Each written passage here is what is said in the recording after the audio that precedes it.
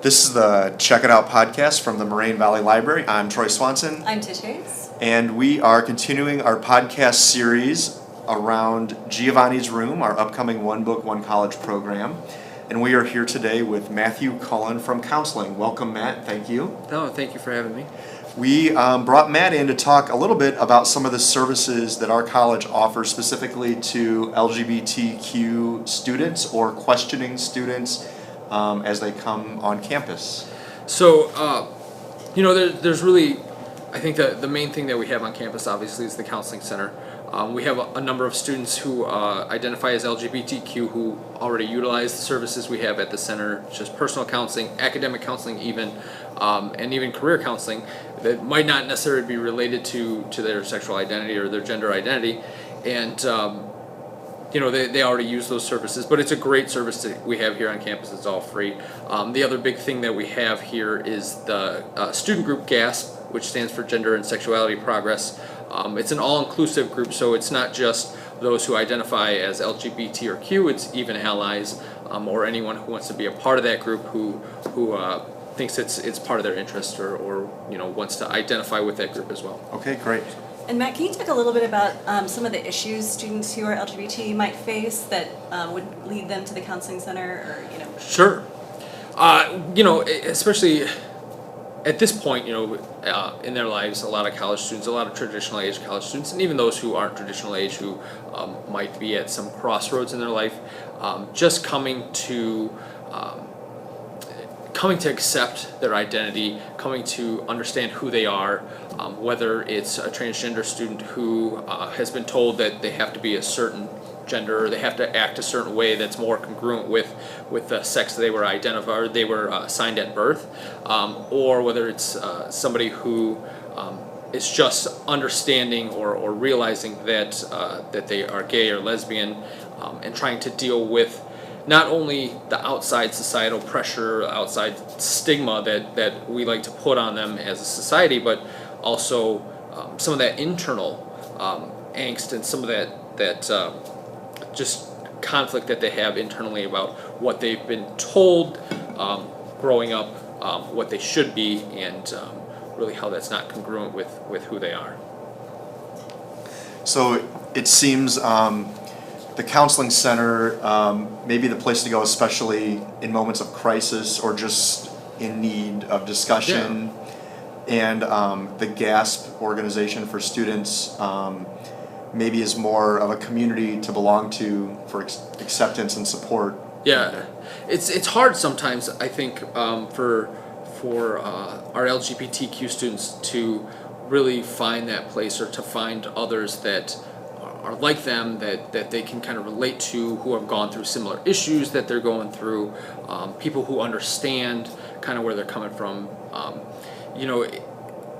They deal with that all through high school, the stigma and all that, and just kind of belonging and feeling comfortable in an area. Right. That's really what GASP is about, and working to kind of break down some of those barriers, some of those really the stigma that's been placed on them. That's really the function of GASP for our students. And like you said, the Counseling Center, great place to come in crisis, or even if like things are just starting to get on top of you and you find that, I'm just not doing well. Right. I'm not doing well in my classes, I'm not doing well in my personal life, and I need to talk to somebody about this to kind of deal with this. That finding that balance between personal life and coursework and probably work and all the other things that our students deal with. Yeah, there's a lot of different roles that students play, whether it's being a student, whether it's being an employee, or even a brother or sister.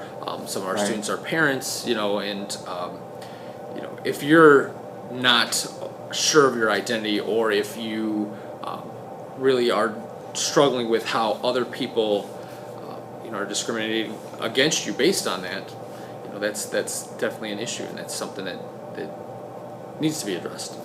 Matt, can you talk a little bit about the process of a counseling session, like what happens in a counseling session? Because I know a lot of students, a lot of people who've never been to a therapy session might not know what to expect, or might be a little freaked out just by the process. Sure.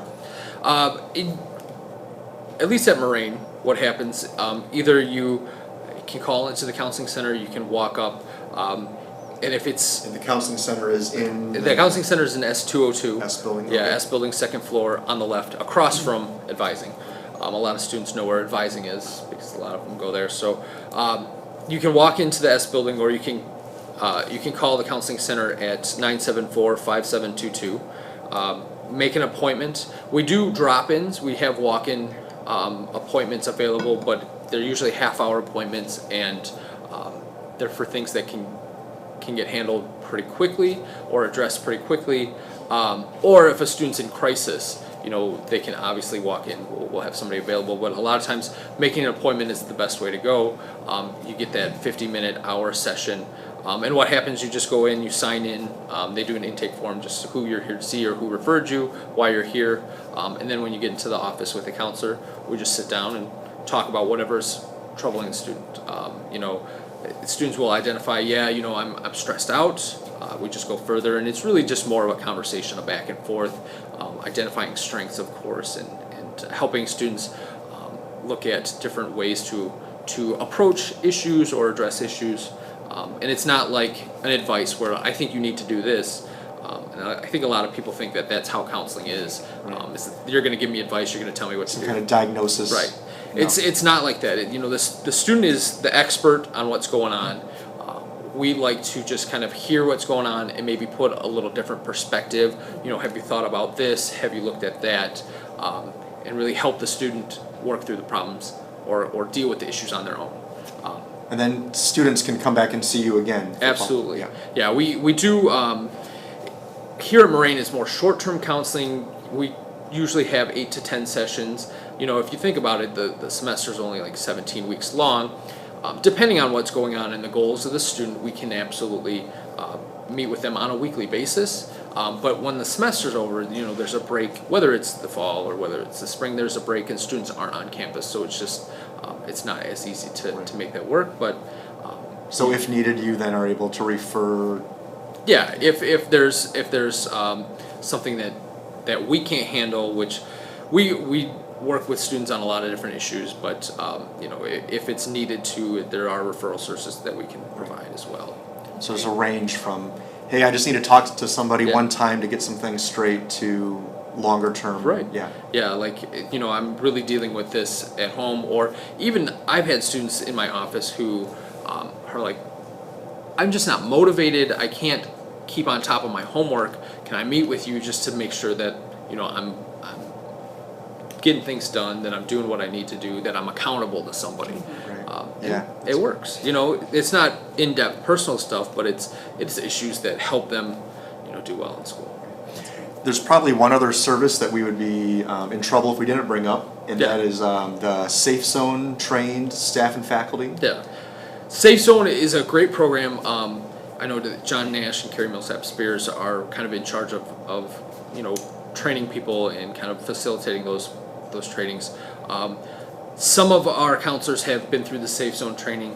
And many staff and faculty. Yeah, many staff and faculty, and you'll see, the triangle, the rainbow triangle next to their door. Everybody gets one of those cards that says, yes, they've gone through Safe Zone. So if a student sees that, what does that mean? That means that the person in that office is understanding, and that it's a safe place to kind of talk about any issues that are related to being LGBTQ, or just a place to feel comfortable and not be nervous or not be scared that something negative is going to happen, or that it's not going to get addressed as it should. Okay, So, great. Yeah. All right, well, we want to thank you for coming in and giving us this brief overview. The services you guys provide are really great and important, and you guys do a fine job. No, we appreciate being able to do this, and like I said before, we're just here to help the students, and I think that's the main point. So. Okay. Thanks. Thank you for being here, and thank you to our listeners. Thank you.